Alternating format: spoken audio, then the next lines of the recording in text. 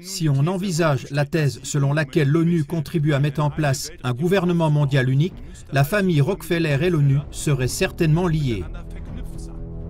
Cela signifie que le contrôle total et ultime de toute l'humanité est enveloppé dans de belles paroles.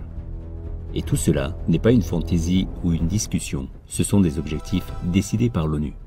En juin 2019 déjà, le Forum économique mondial et l'ONU ont signé un accord de partenariat stratégique afin d'accélérer la mise en œuvre de l'agenda 2030. Diverses organisations visent par exemple ouvertement le pouvoir mondial par le biais de l'ONU. En Allemagne aussi, on travaille par exemple activement à l'abolition complète de la démocratie. Tout dépend maintenant du réveil des peuples et de la reprise en main par les gens de leur propre destin et de celui de leur pays. Du 19 septembre au samedi 23 septembre et le mardi 26 septembre 2023, l'Assemblée générale des Nations unies se réunira à New York. Des chefs d'État et de gouvernement se réuniront au siège de l'ONU. L'ONU compte au total 193 États sur un total de 195 États.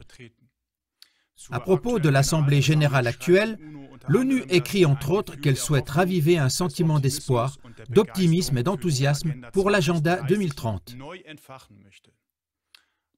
Mais que contient l'agenda 2030 et quels sont les objectifs poursuivis?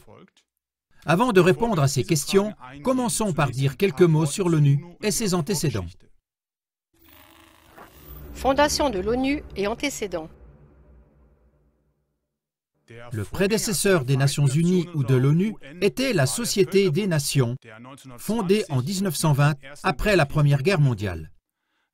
Son objectif officiel était de promouvoir la coopération internationale et de parvenir à la paix et à la sécurité. Le 18 avril 1946, la Société des Nations a été dissoute lors de sa 21e assemblée. Elle a été remplacée par la création des Nations Unies. Tous ces actifs ont été transférés à la nouvelle organisation. Les Nations Unies décrivent officiellement leur création comme suit. Lorsque la Seconde Guerre mondiale s'est terminée en 1945, les nations étaient en ruine et le monde voulait la paix. Les représentants de 50 pays se sont réunis du 25 avril au 26 juin 1945 lors de la Conférence des Nations Unies via une organisation internationale à San Francisco en Californie. Pendant les 2 mois qui ont suivi, ils ont travaillé à la rédaction, puis à la signature de la Charte des Nations Unies, créant ainsi une nouvelle organisation internationale, les Nations Unies, qui, espérait-il, empêcherait une autre guerre mondiale, comme cela a vécu à l'époque. La garantie de la paix mondiale est aujourd'hui encore l'une des principales missions de l'ONU, conformément à sa charte. Est-ce vrai ou l'ONU est-elle utilisée pour mettre en place un gouvernement mondial unique sous ce couvert? Une citation attribuée à David Rockefeller soulève des questions à ce sujet. Devant la Commission économique des Nations Unies, il a déclaré en 1994 « Nous sommes au bord d'une transformation mondiale. Tout ce dont nous avons besoin, c'est d'une véritable crise globale et les nations consentiront au nouvel ordre mondial. » Si on envisage la thèse selon laquelle l'ONU contribue à mettre en place un gouvernement mondial unique, la famille Rockefeller et l'ONU seraient certainement liées. L'ONU et la famille Rockefeller. Il est intéressant de savoir que la Fondation Rockefeller a contribué de manière décisive à la manière dont le monde a été organisé après la Seconde Guerre mondiale. Ce sont des études du Council on Foreign Relations, financées par la Fondation Rockefeller, qui ont finalement conduit à la création, entre autres, de la Banque mondiale, de l'OTAN et de l'ONU. John D. Rockefeller avait déjà fait don d'une bibliothèque au prédécesseur de l'ONU, la Société des Nations. Le secrétaire général de l'ONU, Ban Ki-moon, l'a mentionné dans un discours en 2012. Je suis honoré d'être ici en ce 85e anniversaire de la donation historique d'une bibliothèque par John D. Rockefeller Jr. à la Société des Nations. Il est tout à fait approprié que nous donnions son nom à cette salle. Je remercie la famille d'avoir fait don du portrait de John D. Rockefeller qui a été exposé pendant 65 ans à la Fondation Rockefeller. La famille Rockefeller a été à la hauteur de cette conviction et a immensément soutenu la Société des Nations et les Nations Unies au fil des ans. John D. Rockefeller a également fait don du terrain, 7 hectares, sur la rive est de Manhattan, sur lequel la première pierre du siège de l'ONU à New York a été posée le 24 octobre 1949. La Fondation Rockefeller et la famille Rockefeller ont eu et ont toujours une influence considérable sur la création et le développement de l'ONU. Les liens avec les 3 derniers secrétaires généraux de l'ONU en témoignent. Kofi Annan a été secrétaire général des Nations Unies de 1997 à 2006. Il est le lauréat du prix David Rockefeller pour le leadership de transition 2009. Il était présent lors de la présentation des mémoires de David Rockefeller et le communiqué de la Fondation Rockefeller après sa mort était le suivant. Nous avons eu avec Kofi Annan un de nos partenariats les plus longs et les plus forts. De même, Antonio Guterres et Ban Ki-moon ont manifestement de bonnes relations avec la famille Rockefeller. Ban Ki-moon a été secrétaire général des Nations Unies de 2007 à 2016. On le voit ici lors d'une rencontre avec David Rockefeller. Comme nous l'avons déjà dit, Ban Ki-moon a prononcé un discours de remerciement en 2012 et a mentionné que la famille Rockefeller avait apporté un soutien considérable aux Nations Unies au fil des ans. Antonio Guterres est secrétaire général de l'ONU depuis 2017. Sur les photos affichées, il rencontre Ariana Rockefeller et David Rockefeller Jr. Agenda 2030. Maintenant, parlons de l'agenda 2030.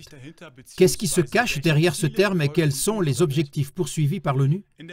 Dans l'émission Agenda 2030, étiquetage frauduleux, comment l'ONU entraîne le monde dans l'abîme, CLA TV a déjà pris position sur l'agenda 2030. Comment est né l'agenda 2030? Il a commencé à l'origine avec l'agenda 21, un programme d'action de l'ONU adopté en 1992. Il contient des recommandations d'actions concrètes en matière de politique de développement et d'environnement pour le XXIe siècle. Avec l'agenda 2030, adopté par l'ONU en 2015, les objectifs de l'agenda 21 ont été développés et s'appliquent désormais de la même manière à tous les pays. La réunion actuelle sert désormais à évaluer la mise en œuvre de l'agenda 2030 et de ses 17 objectifs de développement durable. La mise en œuvre de l'agenda 2030 jusqu'à présent a-t-elle montré que l'ONU souhaite promouvoir la communauté mondiale? Ou est-ce que sa mise en œuvre conduit progressivement le monde vers l'abîme ou, en d'autres termes, vers un gouvernement mondial unique? Dans son livre « Inside Corona », le journaliste d'investigation Thomas Roper prend position de manière plus détaillée sur l'agenda 2030. Il écrit « L'agenda 2030 a été adopté par les États de l'ONU et le fait qu'il existe un catalogue de mesures spécifiques à ce sujet en Allemagne révèle déjà un problème central. Chaque État interprète les objectifs à sa manière. Voici les points clés de l'agenda 2030 qui méritent d'être examinés de plus près. Le 16e point clé est promouvoir l'avènement de sociétés pacifiques et inclusives aux fins du développement durable, assurer l'accès de tous à la justice et mettre en place à tous les niveaux des institutions efficaces, responsables et ouvertes à tous. Le sous-point 16.9 stipule ceci.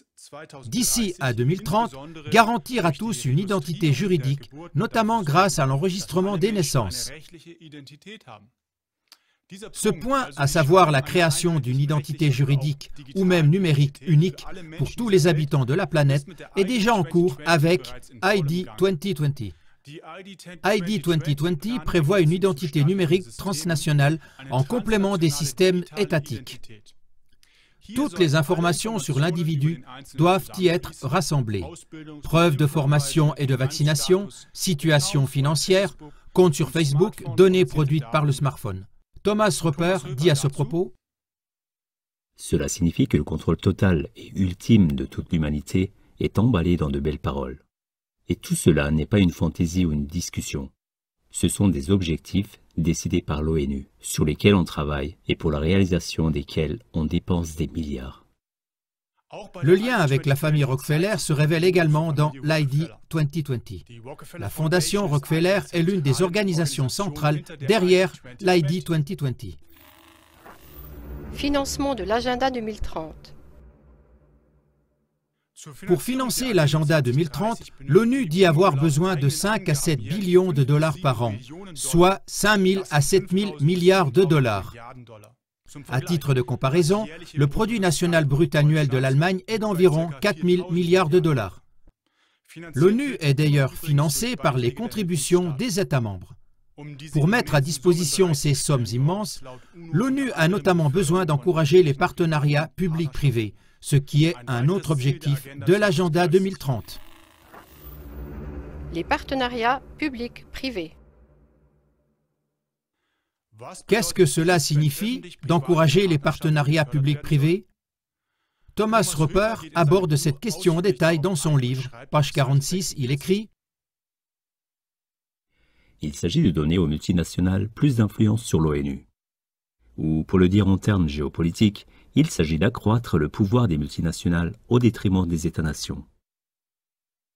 Les entreprises veulent fixer les règles et ne plus être obligées d'obéir aux lois des États nationaux. À long terme, ils veulent priver de tout pouvoir les États nationaux et surtout leurs parlements qui peuvent voter des lois dérangeantes. Pour masquer cette érosion de la démocratie, on invente des termes qui sonnent bien comme « partenariat public-privé ». Cela rassure l'opinion publique. Outre les grandes entreprises, l'influence des oligarques doit également être augmentée dans le cadre du partenariat public-privé. Thomas Roper entend par oligarques des personnes et des organisations qui, grâce à leur richesse, exercent un pouvoir sur un domaine, comme par exemple la Fondation Rockefeller ou le Forum économique mondial. En juin 2019 déjà, le Forum économique mondial et l'ONU ont signé un accord de partenariat stratégique afin d'accélérer la mise en œuvre de l'agenda 2030. Diverses organisations visent donc ouvertement la puissance mondiale par le biais de l'ONU, par exemple. Selon Roper, ce n'est pas du tout exagéré. En Allemagne aussi, par exemple, on travaille activement à l'abolition totale de la démocratie, comme l'indique un document du ministère fédéral de l'Intérieur intitulé « Smart City Charta ». Ce document a été publié en mai 2017 et est disponible sur CLA-TV. Il y est écrit sous le titre « Vision d'une planète hyperconnectée » au point 6. Société post-voting. Société dans laquelle les élections ne sont plus organisées. Comme nous savons exactement ce que les gens font et veulent, il y a moins besoin d'élections, de recherche de majorité ou de vote. Les données comportementales peuvent remplacer la démocratie comme système de feedback social. À l'avenir, les gens devront être enregistrés et contrôlés numériquement de manière si approfondie qu'on pourra déduire des données de ce que veut la majorité. Une raison de ne plus devoir organiser des élections ou de prendre des décisions sans élection. En outre, le concept Smart City parle de la Post-Ownership Society. Grâce à l'information sur les biens et ressources partagées disponibles, il est moins logique de posséder quelque chose. La propriété privée deviendra peut-être en effet un luxe. Les données pourraient compléter ou remplacer l'argent comme monnaie. Comment donc ces idées peuvent-elles être publiées officiellement? L'abolition de la démocratie ou de la propriété privée est tout de même contraire à la loi et devrait être punie. En fait, selon Thomas Roper, cela se produit quand même. Cela fait des années qu'on y travaille ouvertement.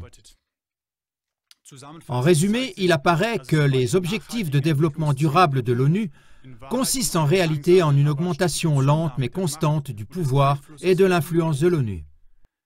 En effet, les États sont peu à peu dépossédés de leur pouvoir. On assiste insidieusement à l'abolition de la démocratie et, en fin de compte, des États-nations. En partant des débuts de l'ONU et de l'influence évidente de la Fondation Rockefeller, la question suivante s'impose. La création d'un gouvernement mondial unique était-elle dès le départ l'un de ses objectifs cachés? Tout dépend maintenant du réveil des peuples et de la reprise en main de leur destin et de celui de leur pays.